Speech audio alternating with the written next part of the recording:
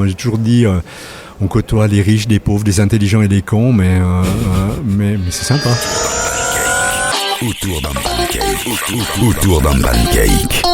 Bonjour et merci d'être là dans ce podcast Autour d'un pancake. Dans cet épisode, j'ai l'immense plaisir de partager un moment privilégié avec Yves Terrani, figure incontournable du journalisme en Suisse romande. Avec 38 ans de carrière entre presse écrite et radio, Yves nous emmène dans les coulisses de son métier, entre grandes rencontres, virages médiatiques et choix de cœur. On y parle de liberté de ton, de la métamorphose du journalisme, de son amour pour la radio, et il revient aussi sur des moments forts comme ce fabuleux road trip de l'Alaska à Chicago organisé par le journal Le Temps, pour lequel il travaillait à l'époque à l'occasion du passage à l'an 2000. Un épisode empreint de sincérité, d'expérience et d'inspiration autour d'un pancake bien mérité. Autour d'un pancake. L'interview recouverte de sirop d'érable. Salut Yves. Salut Cindy. Alors, t'as pas commencé tout de suite par le journalisme ? T'es tombé dessus un petit peu plus tard, alors on va venir d'abord sur le début de ta carrière où tu as commencé comme typographe. Voilà, compositeur typographe en 1973, un apprentissage, c'était l'époque du plomb, l'époque bénie du plomb dirais-je, parce que pour moi c'était un joli métier artistique, voilà, ça sentait le plomb, on travaillait avec des choses, de la matière, quelque chose, et puis après, très rapidement ça a changé, peu de temps après la fin de mon apprentissage, on est passé à l'informatique et là ça me plaisait un tout petit peu moins, même si j'ai fait quand même 8 ans après mon apprentissage dans les arts graphiques avant de devenir journaliste. Ah oui, donc Carrément. 8 ans quand même dans ce métier-là. 8 ans en plus, dans ce métier, 12 ans en tout avec l'apprentissage. Et donc comment tu es tombé dans le chaudron du journalisme ? J'aimais bien écrire, j'aimais bien les mots, j'aimais bien la langue française, puis je faisais quelques petits papiers de sport pour l'hebdomadaire local ici à Monté qui s'appelait le Journal du Haut-Lac, et puis j'envoyais de temps en temps des petits papiers de sport aux nouvellistes, tout ça gratuitement, mais ça me permettait gentiment, puis je rêvais quand même de devenir journaliste, mais sans vraiment oser franchir le pas, parce que j'ai pas fait d'études universitaires ou autres, hein. Pour moi j'en suis resté au primaire et au secondaire, et puis j'osais pas franchement franchir le pas jusqu'à ce que le hasard me mette le métier pratiquement dans les mains. Et comment ? Comment ? Eh bien, 24 heures chercher à cette époque-là, mais ça remonte à très vieux, 2 journalistes RP, c'est-à-dire des gens formés, confirmés, ce que je n'étais pas, mais j'ai postulé quand même. Et puis, je ne savais pas très bien ce que c'était. On m'a répondu négativement, mais en me proposant quand même de participer à un concours parce qu'ils allaient engager 2 journalistes stagiaires. C'était année 1984, si mon souvenir est bon. Chercher 2 journalistes stagiaires ont proposé de participer au concours pour choisir ces 2 journalistes stagiaires. Il y avait 140 candidats. J'ai participé au concours et à ce moment-là, j'avais pris contact avec Claude Desfagot qui venait d'être le directeur et rédacteur en chef de Radio Chablais qui démarrait, mais lui avait été chef de la rubrique vaudoise de 24 heures, donc je suis allé le voir, il avait fait ses classes avec ma sœur, je le connaissais comme ça, sans plus, mais je suis allé le voir en disant, écoute, c'est quoi les examens quand on ambitionne de devenir stagiaire à 24 heures, et là il m'a proposé de faire quelques tests avec lui. Ce que j'ai fait, et en me disant tout de suite, écoute, si 24 heures t'engage pas, il faudra peut-être qu'on discute, parce que nous, à Radio Chablais, on vient de se lancer, mais on va peut-être engager un journaliste stagiaire. Donc voilà, on a fait les tests, je suis allé passer l'examen à 24 heures, ça s'est mal passé, on m'a pas embauché à 24 heures, parce qu'on a embauché plutôt des gens qui étaient déjà des pigistes pour eux, donc qu'ils connaissaient. Et la suite, ça a été... un autre coup du hasard. Ok, donc c'est vraiment Claude Desfagot après qui t'a aidé à démarrer en tant que pigiste. Absolument. Claude Desfagot à qui je dois toute cette carrière, et je crois que je l'en remercie parce que j'ai eu finalement par la suite un long parcours professionnel, 38 ans de journalisme, et c'est grâce à la manière avec laquelle j'ai appris ce métier, les fondamentaux, la curiosité. Pour moi, Claude Desfagot, c'était quelqu'un, on allait boire le café tous les matins ensemble à ce qui était le buffet de la gare à l'époque, et lui pouvait écouter les conversations des 4 tables alentour. Ensuite, il enlevait sous sa tasse à café le petit papier carré, il sortait son stylo, il notait des petites choses dessus, et quand on rentrait au bureau, il disait « T'as entendu entendu, machin a dit ça, là, ça mériterait qu'on creuse, etc. Et ça a attisé ma curiosité, le fait d'être curieux, de chercher les choses, de les traiter. Donc voilà, ça a été... il m'a embauché pour finir comme stagiaire, mais quelques mois plus tard, parce qu'au début, il n'avait pas tout à fait les moyens. Et Claude est quelqu'un à qui je dois effectivement tout, un magnifique apprentissage, mais je suis de loin pas le seul journaliste qu'il a formé, parce que je crois qu'il en a formé des quantités industrielles qui tous ont été appelés après à des carrières assez importantes, pour pas dire imposantes pour certains d'entre eux. Ouais. C'est comme ça que ça a commencé, l'aventure. Donc le secret du journaliste, c'est de s'installer dans les cafés, d'écouter les conversations. Voilà, c'est un peu ce qu'on est en train de faire tous les deux ici, là. Oui. Quoi, hein. On est dans un café, si Claude était là, il aurait déjà sorti le petit papier sous la tasse à café, noté 15 idées de sujets, et puis on remplissait la journée de la rédaction uniquement grâce à ça. Oui, la curiosité. L'intérêt, et puis aimer les gens, probablement aussi, s'intéresser aux gens, parce que c'est un métier de contact quand même, le journaliste, quelque part, il faut aimer les gens, puis s'y intéresser, ouais.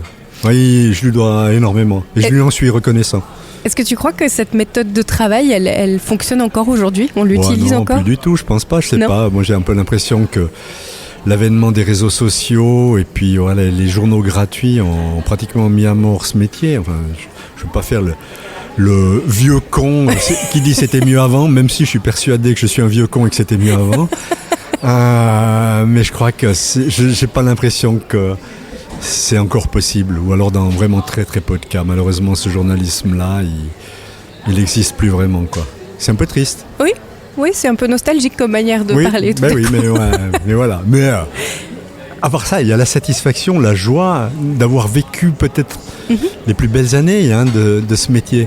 Celui où il y avait de la considération, où on constituait quand même une sorte de pouvoir, où on faisait un peu peur, on inquiétait un petit peu, où quand on mettait le doigt sur quelque chose, on a même été menacé de mort parfois quand on sortait des trucs un peu compliqués. Ah ouais. Mais voilà, c'était... Je sais pas si on menace encore les journalistes de mort aujourd'hui en Suisse, mais... En Suisse, je dis pas si. Mais voilà, mais...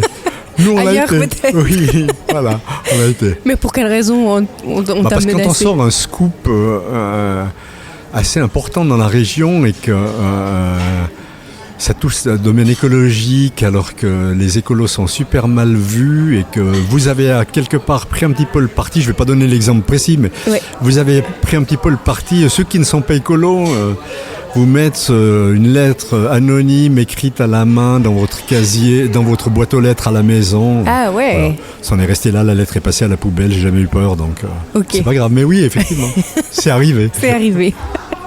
Ensuite, donc, après ce passage à Radio Chablais, donc radio au départ. Radio au départ, 7 ans en tout, je suis resté à Radio Chablais, 2 ans de stage, 5 ans comme journaliste RP. Et après, t'as migré comme secrétaire de rédaction. Comme secrétaire de rédaction au Nouveau Quotidien. Jacques Pilet venait de lancer le Nouveau Quotidien à Lausanne, qui appartenait à Eddy Press essentiellement, et c'était un quotidien avec les meilleures plumes de Suisse romande, un journal indépendant qui paraissait le dimanche, mais pas le lundi. Ça faut s'en souvenir. C'était un journal qui ne sortait pas le lundi, mais sortait le dimanche. Et oui, je suis entré là comme secrétaire de rédaction, de par ma formation typographe et de par ma formation de journaliste. On m'avait choisi moi pour ce poste, et je suis entré là-dedans. Alors que je crois, si ma mémoire est bonne, qu'on était 60 candidats pour ce poste. J'ai eu un peu de chance.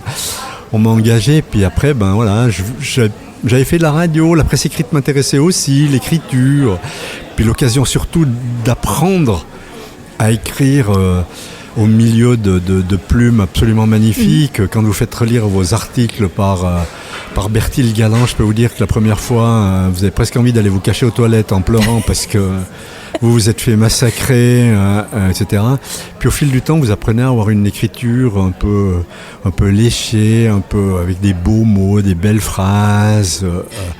On cherchait quand même la qualité de l'écriture et voilà, j'ai encore beaucoup appris dans ce quotidien-là. Oui. Donc je suis venu après chef de la rubrique sportive, ce qui a été un autre élan un peu dans ma carrière professionnelle. Donc en fait, t'es passé qu'est-ce qu'on fait déjà dans un secrétariat de production ? Un secrétariat de rédaction, voilà, à l'époque on dessinait les pages, les maquettes des pages, on relisait les textes, on les raccourcissait s'ils étaient trop longs. Puis après ces maquettes dessinées étaient envoyées à la production. Nous on travaillait, la rédaction était au chemin de Montély à Lausanne. La mise en page se faisait dans la tour Edipresse à l'avenue de la Gare à la Rasude à Lausanne. Et nous on dessinait les maquettes.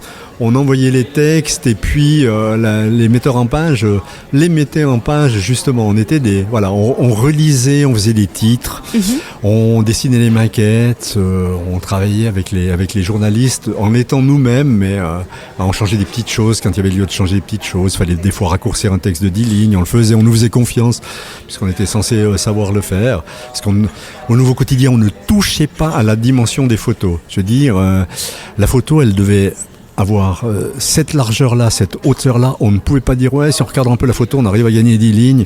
Non, on allait couper 10 lignes. On ne sabrait pas dans la photo. C'était l'élément essentiel des pages. Les photos étaient... Et là, c'était Myriam Grobet, à l'époque, qui était la responsable de la photo. Fallait surtout pas essayer d'imaginer de la lui jouer pas fine. Ouais.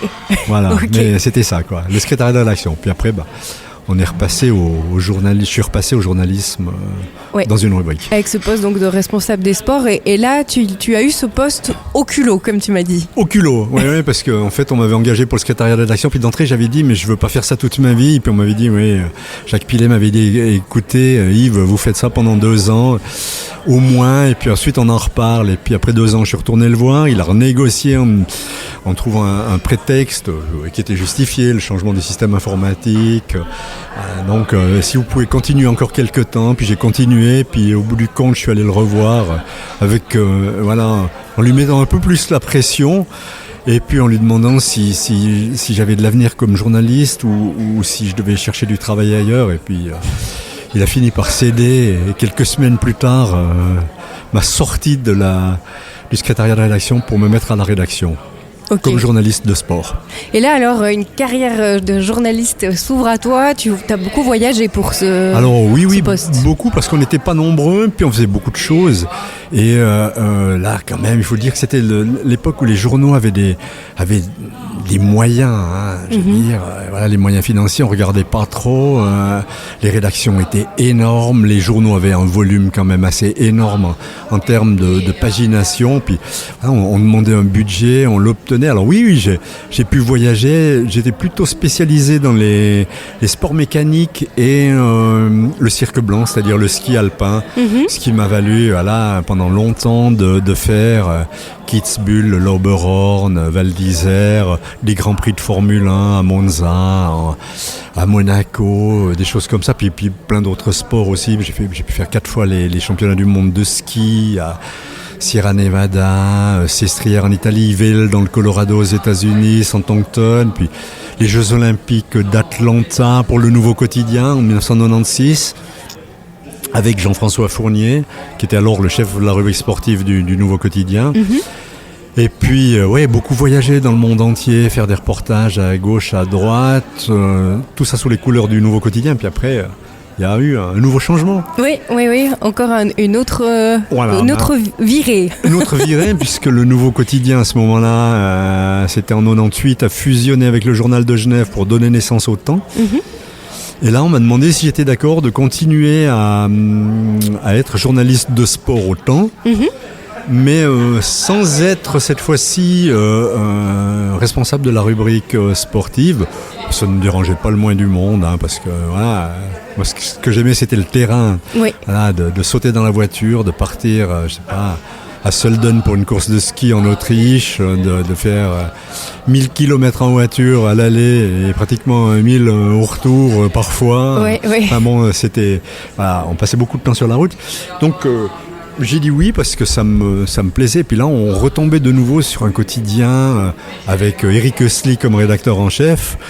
Et où il y avait aussi toujours ces belles plumes, où il y avait quand même de la qualité, où on insistait là-dessus, où vous aviez quand même... on n'oserait plus le dire ça aujourd'hui. On vous laissait 3 jours pour écrire un papier de 5000 signes. Maintenant, si vous ne l'avez pas fait dans les 10 minutes qui viennent, vous pouvez prendre la porte, parce que, à mon avis, ça ne doit plus exister. Ce luxe de faire des téléphones, d'enquêter, de regarder, d'aller voir les gens, puis d'écrire, relire, écrire, refaire, relire. Moi, ça m'arrivait très souvent à ce moment-là, que ce soit au Nouveau Quotidien ou au Temps, de faire relire mes papiers par quelqu'un qui n'était pas du tout dans la même rubrique que moi, d'aller faire relire un papier de sport sur le dopage par quelqu'un qui travaille à la rubrique culturelle et qui voit des choses que vous ne voyez pas parce que vous êtes dans le truc et vous connaissez le truc, mais lui ne comprend pas forcément bien ou elle ne comprend pas forcément bien quelque chose parce qu'elle n'est pas dans le même domaine de compétences que vous. Vous apprenez de nouveau à vulgariser un peu plus, à vous dire tiens, ouais, c'est vrai, je me suis pas posé cette question là, alors je vais refaire un téléphone, changer des choses, changer une phrase, remettre dans un autre ordre, dans un autre contexte et tout ça, puis vous continuez à apprendre. Et voilà, j'ai continué encore pendant 4 ans, en faisant tous les jours les trajets Monté-Genève pour aller à la rédaction. La plupart du temps en train, je crois que j'ai jamais lu autant de livres de ma vie qu'avec tous les trajets que j'ai fait en train. J'ai continué comme ça jusqu'au changement suivant, puisqu'on est là pour parler des changements. Il y en a encore eu d'autres. Avant de changer, par contre, j'aimerais bien revenir sur un moment clé quand même que tu as vécu quand tu étais au Temps. C'était un voyage en Alaska de 3 semaines, si je ne me trompe pas. Non, alors c'était pas tout à fait l'Alaska pendant 3 semaines. C'était en 2020. La rédaction du Temps et la rédaction en chef se sont dit on passe à l'an 2000. Pardon, j'ai dit 2020. Oui, 2020. Je me disais non, 2020. Trop récent ça. Voilà. Non, en l'an 2000, on s'est dit comment on marque le passage à l'an 2000. Et là, l'idée y est venue, je me souviens plus comment, mais de dire et si on faisait le tour du monde pendant une année, les journalistes du Temps vont faire le tour du monde. Et donc on a demandé à ce moment-là à Étienne Dubuis, qui était à la rubrique étrangère, de dessiner le tour du monde du Temps. On va aller à l'aventure et on va avoir des journalistes, pas la même équipe, mais qui vont faire le tour du monde du 1er janvier au 31 décembre. Et la rédaction en chef, Étienne Dubuis a dessiné le parcours, 17 étapes entre le 1er janvier et le 31 décembre. Et puis ensuite, chaque journaliste du Temps a dû postuler, s'il avait envie de participer à cette aventure, a dû postuler pour faire partie de l'une de ces 17 équipes de 3 journalistes, chaque équipe étant appelée pendant 3 semaines à faire une étape. De ce tour du monde. Et donc, moi j'ai postulé, j'ai écrit ma lettre de motivation, pourquoi je voulais faire avec cette condition, on ne pouvait pas choisir ses coéquipiers, on ne pouvait pas choisir l'étape à laquelle on voulait participer, on pouvait quand même mentionner quelle serait notre étape préférée. Et donc, j'ai postulé, on m'a retenu, et j'ai eu la chance de participer à la 9e étape, qui nous a conduit avec mes camarades Thierry Jobin et David Moginier à aller d'Anchorage en Alaska jusqu'à Chicago. Ah oui. Voilà. Alors, il faut l'écrire peut-être rapidement. Enfin, j'ai jamais su être rapide. Mais, là, on a le temps. Je vais essayer de le faire. Donc, on avait un budget qui était, je crois, d'une 20aine de milliers de francs pour 3 semaines, avec lequel on devait se débrouiller. Pour se déplacer, pour se nourrir, pour se loger sur place. Ouais. Le billet d'avion pour aller jusqu'au départ de notre étape et le billet d'avion depuis la fin de notre étape pour revenir à Genève était pris en charge par des sponsors. C'est une opération qui avait coûté quand même, si mon souvenir est bon, plusieurs centaines de milliers de francs, pris en charge par des gros sponsors à l'époque. Et donc, à l'intérieur on était appelé à se déplacer par nos propres moyens. On n'avait pas le droit de prendre l'avion à l'intérieur de l'étape. Il fallait vraiment qu'on soit au contact des gens. Mais chacun a pu faire comme il voulait. Et nous, avec David et Thierry, on a loué un camping-car qu'on a pris en charge à Anchorage, en Alaska. Et on a voyagé à bord de ce grand camping-car de 9 mètres de long. Ah oui. En plus, on n'était que 2 à avoir le permis de conduire, parce que le 3e ne l'avait pas. Donc on est parti à l'aventure.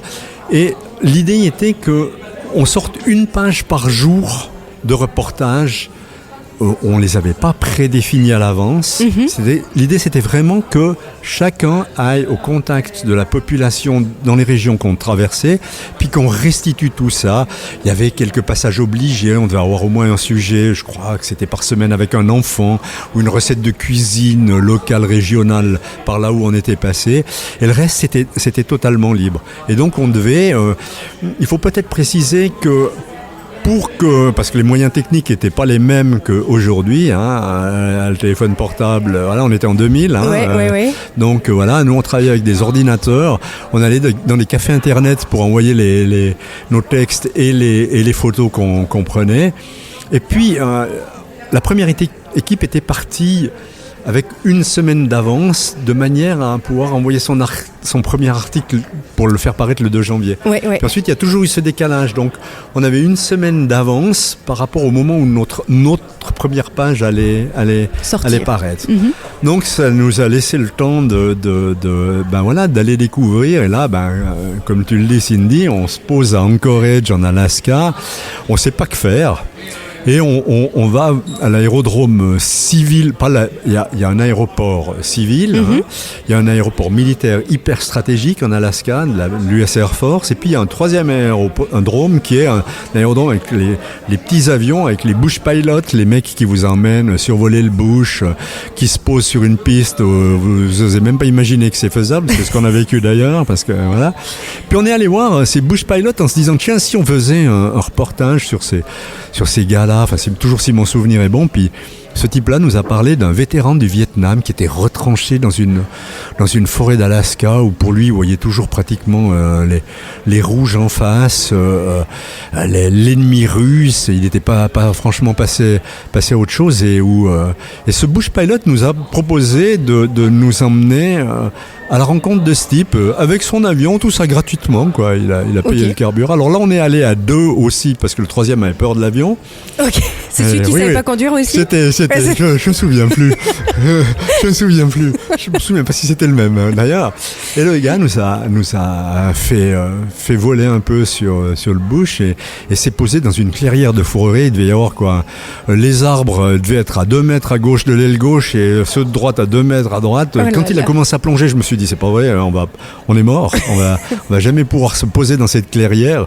Ils ont tellement l'habitude, il l'a fait. Puis on a fait cette interview, il nous a amené à Anchorage, et puis après, on est allé de découverte en découverte sur ce trajet entre Anchorage en Alaska et Chicago, où on a visité l'école de la police montée à Regina au Canada, où on a vu les reines du rodéo de Stampede, qui était le plus gros rodéo américain. On a fait des tas de choses, quoi. C'est incroyable. C'est génial. Et on a resté tout ça. Donc il y avait 17 étapes. Moi, je le dis de mémoire, pour la première équipe, c'était de Genève à Saint-Pétersbourg, en passant par le Grand Nord, c'est-à-dire la Norvège par là en haut, descendre sur Saint-Pétersbourg. La deuxième étape, c'était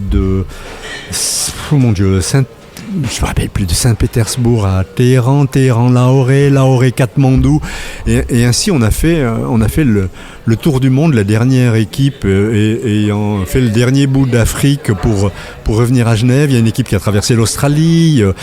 Nous, quand on a rendu le flambeau après la 9e étape à Chicago, l'équipe suivante faisait Chicago-Mexico. Ah oui, toute la traversée. Mexico. Après, les équipes suivantes descendaient l'Amérique du Sud.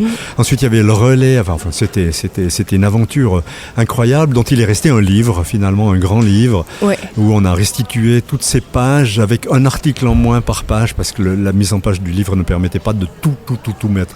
Mais il y a ce grand livre qu'on a encore en souvenir. C'est un super souvenir, ça, par contre. C'était une aventure. Mais je dis, c'était à l'époque où ce journalisme-là, moi j'ai un peu l'impression que il n'existe plus aujourd'hui. On peut le dire avec regret quand même. Aussi au niveau des moyens. Aussi, voilà. On donne plus autant de moyens. Il n'y a plus les moyens, mais après, tous ces journaux ont fini par disparaître aussi parce qu'ils coûtaient trop cher et puis ils n'étaient plus rentables. Mais on est loin de tout ça aujourd'hui, en effet. Mais tu peux garder tout ça dans la tête, c'est super. Qui aurait pu penser qu'en faisant un stage de journaliste à Radio Chablais, ça m'emmène ensuite Voilà, le Nouveau Quotidien, 2 fois autant. J'ai aussi eu la chance, comme journaliste sportif, de faire les Jeux Olympiques de Sydney en 2000. Oui. Donc, j'osais même pas rêver de ça. Moi, je me voyais parfaitement faire une stagiaire de journaliste à Radio Chablais. J'aurais pu passer toute ma vie à Radio Chablais, pourquoi pas. Puis après, l'enchaînement de circonstances, le hasard, les planètes alignées, être au bon endroit au bon moment font que... Avoir la bonne épouse aussi qui s'occupe de la famille. Qui s'occupait de toute l'éducation, Dina, si tu nous entends, qui s'occupait de toute l'éducation de nos 3 enfants, parce qu'il y a eu ça aussi. J'étais un père très absent, parce que c'était l'époque où ils étaient petits et le début de l'adolescence. Donc c'était très compliqué, mais elle gérait ça magnifiquement bien. Et puis elle a largement contribué puisqu'elle était maman au foyer, elle a largement contribué à faire tourner la boutique quand j'étais pas là. Ouais. Et puis après ça, donc tu es revenu dans le Chablais. Je suis revenu dans le Chablais, ouais, parce que il y avait plusieurs choses. Il y avait les trajets tous les jours quand même si je les faisais en train, comme j'ai dit. Il y avait le fait que dans un quotidien intellectuel, il faut toujours se battre pour avoir de la place pour le sport. Et puis, c'est pas toujours facile. Chaque matin, il faut vendre ses articles.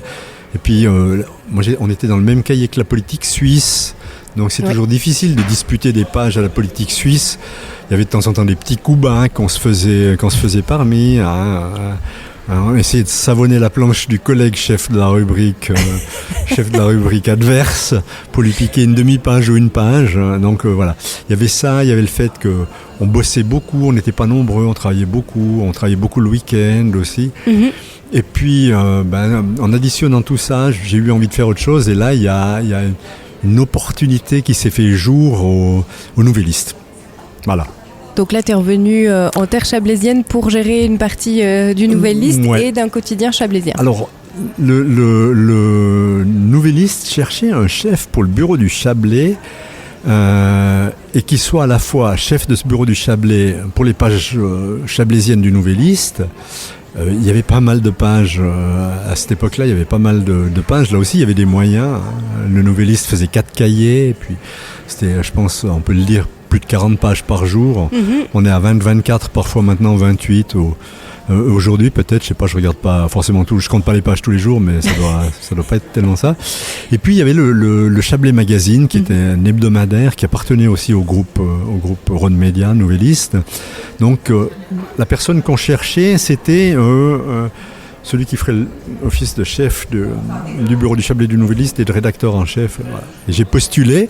François Daillère, qui était rédacteur en chef du Nouvelliste, m'a reçu en se demandant si j'étais pas fou à quelque part de quitter un quotidien, on peut dire du niveau du temps pour venir au Nouvelliste. Il me l'avait dit en ces termes d'ailleurs. Il m'avait dit à quelque part, vous êtes un peu les barons du sport traité de cette manière-là.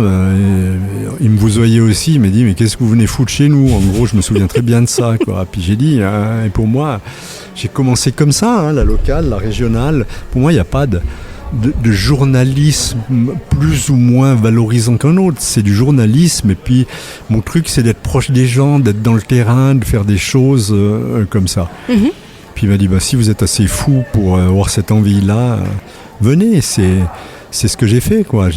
Pendant 3 ans et demi, j'ai dirigé ce bureau du Chablais avec une équipe qui a compté, si mon souvenir est bon, jusqu'à 8 journalistes. On travaillait avec 2 photographes qui n'étaient pas à temps complet, mais qui faisaient beaucoup parce qu'on avait beaucoup de place, on avait beaucoup de pages à remplir. Les pages Chablais du Nouvelliste, il y en avait souvent 2 consacrées exclusivement au Chablais, chaque jour.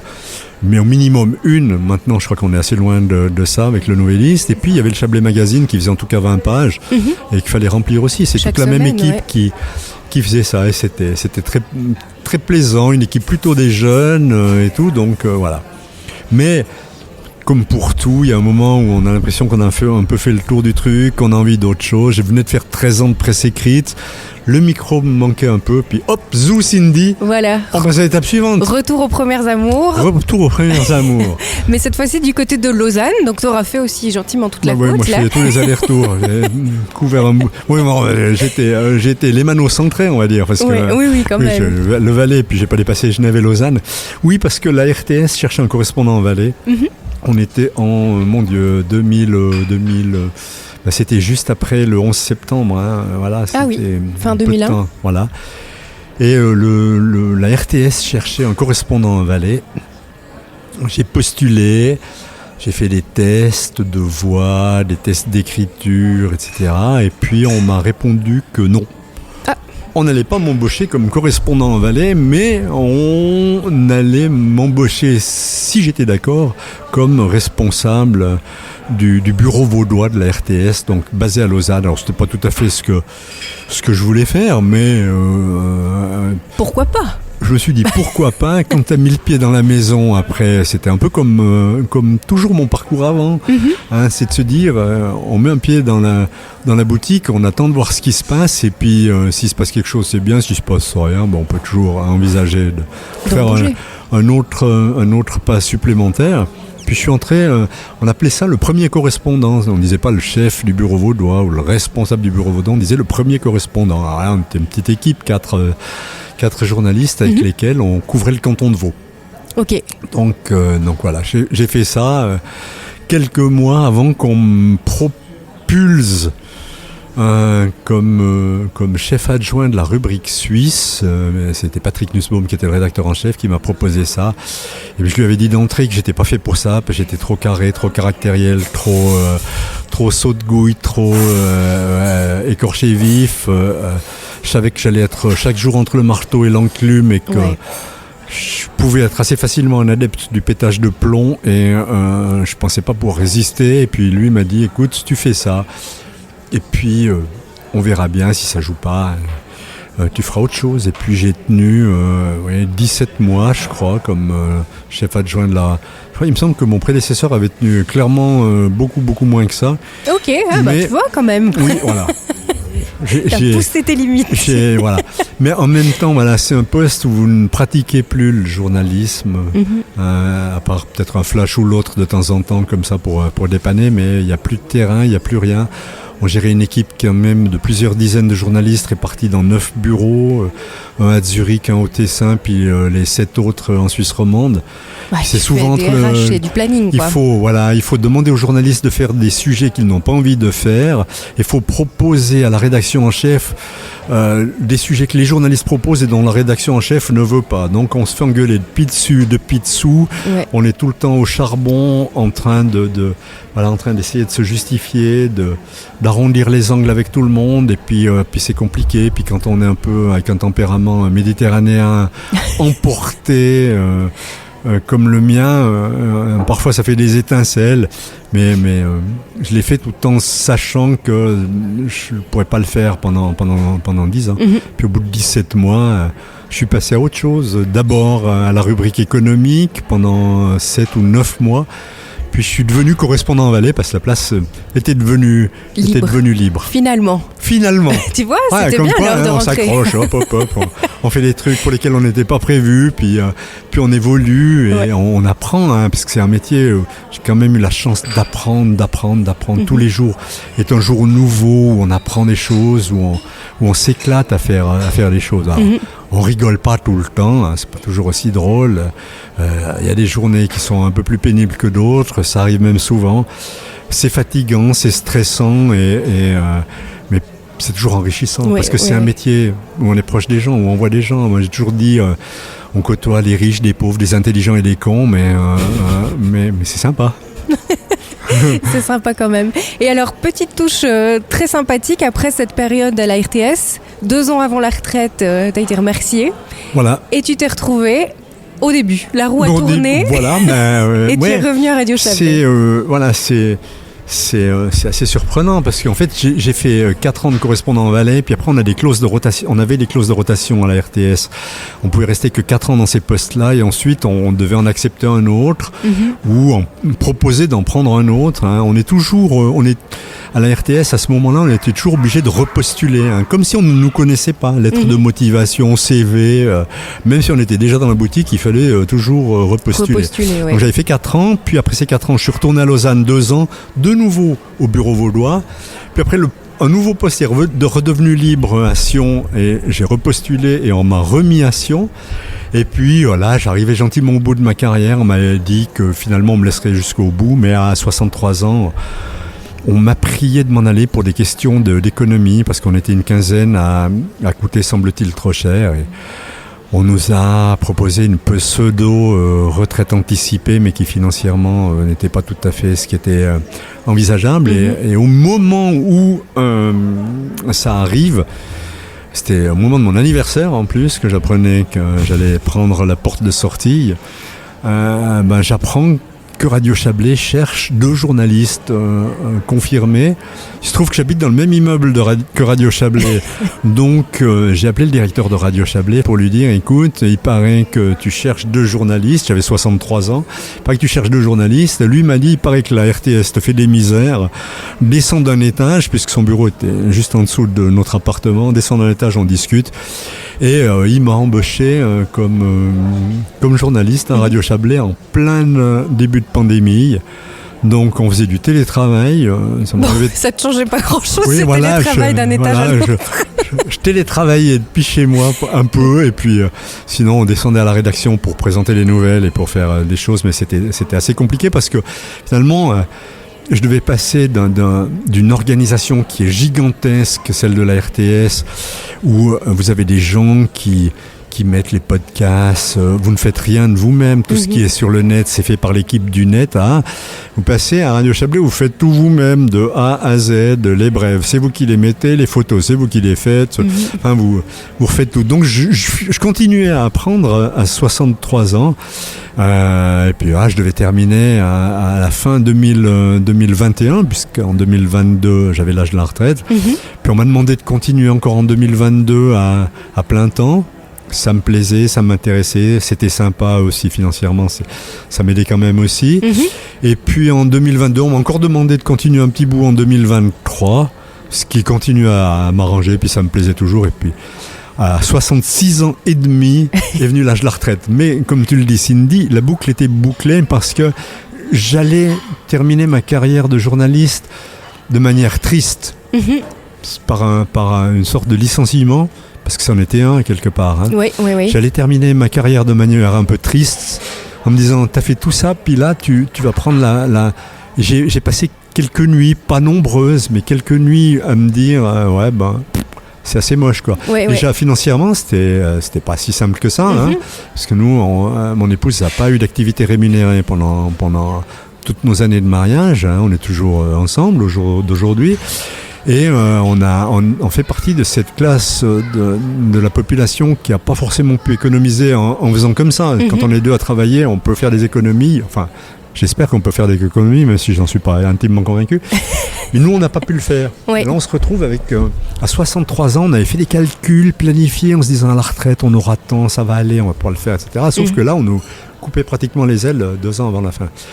Et donc, surtout, Radio Chablais m'a permis, j'en suis reconnaissant, de m'avoir donné cette opportunité de finir ma carrière dignement et puis peut-être d'avoir pu apprendre 2 ou 3 choses à cette jeune équipe de journalistes. Moi, j'espère qu'ils auront appris quelque chose.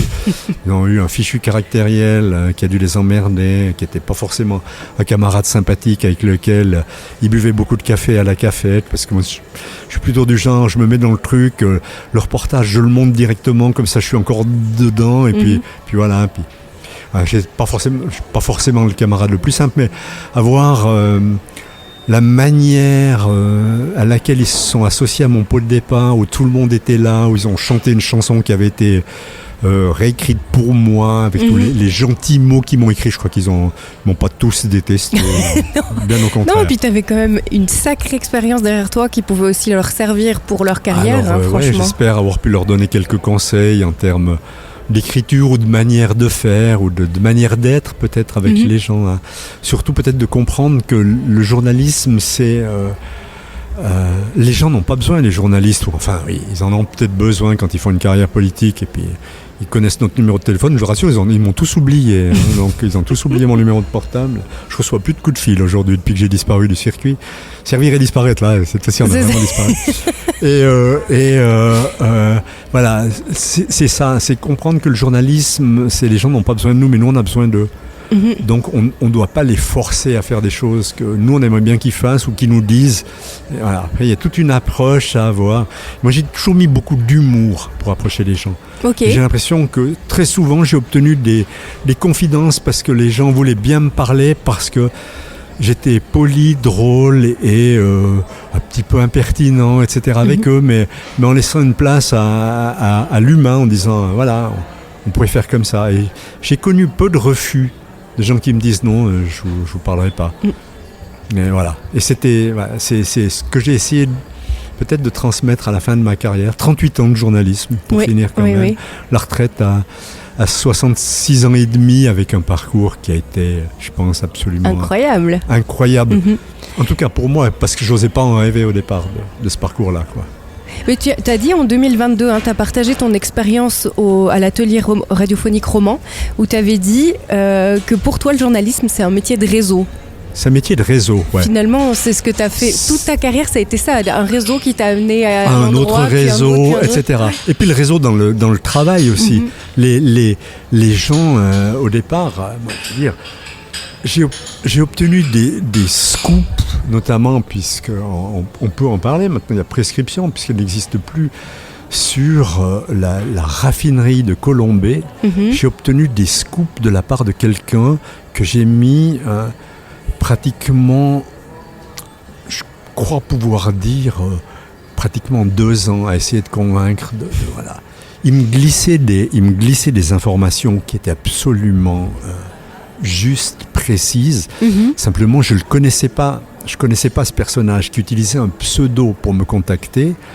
Et qui me balançait des trucs qui étaient très au courant de choses, et notamment de pollution qui était envoyée dans le Rhône, etc., où on a sorti un nombre considérable de scoops, mais j'ai mis 2 ans.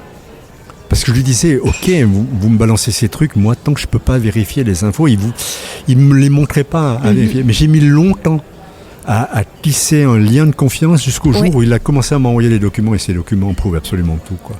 Et là, on a fait du bruit. Et il y a plusieurs grosses affaires comme ça que j'ai traitées comme journaliste. Là, c'était à la RTS, notamment. Mais il y en a eu aussi au Nouvelliste. Plusieurs grosses affaires comme ça, où on a obtenu des choses par des liens de confiance qu'on a mis longtemps à tisser. Oui. Hein. C'est un travail d'orfèvre. C'est un travail qui demande de la patience. On ne peut pas faire du tout de suite. Hein. À l'heure des réseaux sociaux, je ne pense pas qu'on pourrait continuer à faire ce qu'on a fait comme ça. Parce qu'à l'heure des réseaux sociaux, je veux dire, moi, sur la fin de ma carrière, pas à Radio Chablais, pas à Radio Chablais, ça, je tiens à le dire ici, mais à la RTS... il m'arrivait qu'on m'appelle au bureau de Sion pour me dire il y a un push du Nouvelliste, comment ça se fait que tu n'es pas encore sur le coup, que tu n'étais pas au courant de ce qui se passe en Valais, c'est nous qui devons te l'apprendre parce qu'on a lu, etc. etc. Ben, oh les gars, attendez, voilà, vous me laissez, on va regarder ça, etc. Oui. Il aurait fallu le faire avant tout le monde. Or, des scoops à la RTS à Sion, on en a sorti une grande quantité. Aussi, on s'est fait pas mal d'ennemis parce qu'on prenait le temps de le faire, mais à l'heure des réseaux sociaux et du tout de suite, sans plus rien vérifier. Moi, j'étais pas de cette génération-là. On va tout balancer, puis après, peu importe ce qui arrive, on peut détruire des vies en faisant n'importe quoi dans ce métier. Moi, je voulais pas détruire des vies. Hein. Donc, on devait vérifier, puis vérifier 50 000 fois les choses et être sûr. J'allais parfois à l'antenne en me disant, mais j'étais à 20 secondes du « attention, ça va être à toi », puis je me disais, putain, est-ce que je suis sûr de ce chiffre ? Si ce chiffre est faux, je suis mort, ma carrière s'arrête là, etc. Moi, j'ai toujours eu peur. J'ai toujours eu peur de faire faux. Puis finalement, non. J'ai jamais rien eu de tel, quoi. J'ai jamais eu de menace de procès ou de choses. Au contraire, juste de mort. Juste de mort. Ça, c'est pas grave. C'est la preuve que t'es un bon journaliste. Non, mais oui. Après, on pourrait dire aussi que si j'ai pas eu de procès, c'est que j'ai pas bien fait mon métier. Mais non, je pense qu'on peut bien le faire sans aller jusqu'à ces extrémités-là. On a après, on a vécu des choses où parfois c'était chaud. Et les gens nous faisaient quand même comprendre qu'il fallait qu'on fasse attention à ce qu'on écrive. Mais j'ai jamais cédé à ce genre de pression-là. Jamais cédé à ce pression. Ouais. La peur de bien faire, mais jamais la peur des répercussions. Non, c'est ça. Mais fallait quand même être sûr de ce qu'on faisait. Moi, je voulais toujours être sûr de ce que je faisais. J'avais peur de détruire quelque chose. J'avais pas peur pour ma carrière. Bon, ben, ma foi, voilà, si j'avais fait une bourde et puis que ma carrière s'arrêtait là, on n'aurait pu m'en prendre qu'à moi-même. J'avais pas peur de ça. Moi, j'avais peur de détruire des gens, détruire des vies en allant sortir des choses qui étaient fausses ou insuffisamment vérifiées. Ça, pour moi, c'était pas acceptable. J'avais pas cette conception-là du journalisme. Maintenant, est-ce qu'elle est datée, cette conception-là, j'en sais rien. J'y suis plus. Ouais, c'est ça. Je suis l'actualité, mais... De loin. Ouf, alors de très très loin, on va dire. Mais j'ai donné. Hein, ouais. Mais t'as plus besoin, ça te manque pas forcément. Pas du tout, non. J'ai su tourner la page. Je savais qu'au moment où j'arriverai à la retraite, il y a plein de choses que j'avais envie de faire, que ce soit pour moi, un peu d'écriture, beaucoup de lecture. J'avais beaucoup de lecture en retard. Je lis énormément maintenant. Le sport, voilà, de marcher, de faire de la montagne l'été, de pouvoir me lever le matin sans me dire... parce que quand même, hein, dans ma vie, avec la radio... j'en ai passé des nuits à me lever à 2h du matin pour être à Lausanne à 4h, pour préparer les flashs du week-end à la RTS, parce que quand on est correspondant régional, on est quand même appelé pratiquement une fois par mois à aller présenter les flashs du week-end à Lausanne. Et donc, voilà, ça implique aussi, puis de temps en temps on fait des remplacements aussi, on nous demandait d'aller faire des remplacements. Donc de se lever à 2h, à Radio Chablais pendant toutes les premières années, quand même, quand j'étais stagiaire, j'en suis levé des fois à 3h, 4h du matin pour être prêt à 6h quand il faut présenter le premier flash. Puis voilà, puis j'ai continué à la fin de ma carrière. Hein, mais bon, là, c'était moins difficile hein, parce que je descendais du 3e étage au rez-de-chaussée pour oublier d'enlever les pantoufles et le pyjama pour aller présenter les nouvelles. Mais voilà. T'avais plus le bonnet de nuit, c'était bon. Non, voilà, le bonnet de nuit à pompons, il n'y avait plus, tu vois. C'était fini, terminé. Même si je suis peut-être de la génération où il y aurait pu en avoir encore. Mais bon, voilà. C'est ça. Donc aujourd'hui, ça ne me manque pas parce que je savais que je ferais plein de choses. Puis je m'aperçois aujourd'hui que j'ai plus une seconde. Je suis à la retraite, j'ai 68 ans. J'ai des occupations énormes tout le temps. Un peu de bénévolat par-ci par-là, des choses, les amis, les restaurants, quelques petits voyages, des week-ends par-ci par-là. Donc mes journées sont bien remplies. T'as de quoi t'occuper. J'ai de quoi m'occuper. Et répondre aux interviews de Cindy aussi, c'est un job qui est prenant. Est-ce que tu as le temps de manger des pancakes au milieu de tout ça ? Alors oui. J'ai un énorme problème parce que ma femme est une redoutable pâtissière. Mais ça me fait penser que, j'espère qu'elle nous entend, nous entendra. Les pancakes, c'est pas un truc qu'elle a fait souvent. Elle fait beaucoup de cookies, de trucs. Je dois lutter en permanence pour maintenir mon poids un statut correct. Hein, mais elle fait beaucoup de choses. Mais les pancakes, j'adore. Mais moi, tu aimes bien les pancakes. J'adore tout ce qui est sucrerie, pâtisserie. Enfin, j'adore tout, quoi. Pour moi, manger, c'est un véritable plaisir. Alors, tes pancakes, oui, voilà, très volontiers. Oui, j'adore les pancakes. Et qu'est-ce que tu mets dessus ? Alors de tout. Moi j'aime les surprises. Il faut qu'il y ait un truc. Ma femme me dit souvent, écoute, c'est un nouveau truc que j'essaye, tu me diras ce que tu en penses. Alors moi je me laisse volontiers. Alors 99,99 fois sur 100, c'est pile poil le truc. Elle réussit toujours tout du premier coup. Ouais. Et donc voilà, j'aime de tout. Qu'est-ce que je pourrais mettre sur du chocolat ? Oh oui. C'est moche. Du chocolat fondu, non, c'est bien. Ouais, c'est moche. Un pancake avec du chocolat. Non, c'est parfait. Puis 2-3 petites perles avec le, tu sais, bien sucré encore par-dessus ou bien. Oui, c'est indécent, bien. Non, c'est très bien. C'est moche, indécent. Tu sais, on peut faire ce qu'on veut là-dedans. C'est vrai. Ouais. Le dire, ça coûte rien. Ouais. Ok. Après. D'accord. Après, voilà. Non mais. Faut aller marcher un peu plus pour. C'est ça quoi. Après, tu comprends, je paye vite la note. Hein. Les pancakes avec le chocolat dessus, puis ici derrière, je dois, enfin je sais pas, voilà, des pancakes avec n'importe quoi, ça peut être du salé aussi. Hein. Oui, aussi, les pancakes, peut-être avec du saumon, une crème acidulée, un machin. Ça peut aussi, mais ça fait quand même plus envie au chocolat. Ouais, le chocolat. Oui.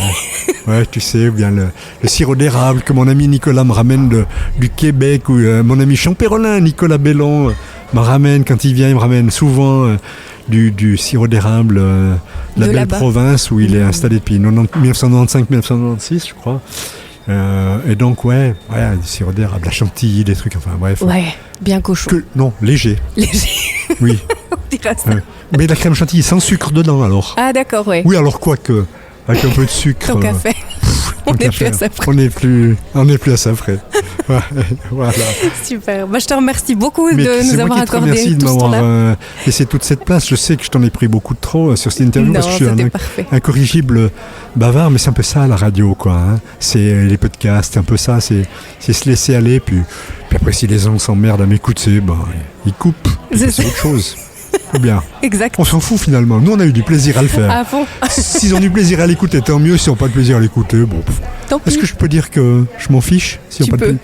Voilà. Tu peux dire C'est tout ce moi, que ça. tu veux. C'est les gens qui me connaissent vont dire on le reconnaît bien là, quoi. Ils s'en foutent. Voilà. Et merci Cindy. Merci à toi. C'était super ce moment. Autour d'un pancake. Si t'as aimé partager ce pancake, abonne-toi. Il y a un nouvel invité chaque semaine.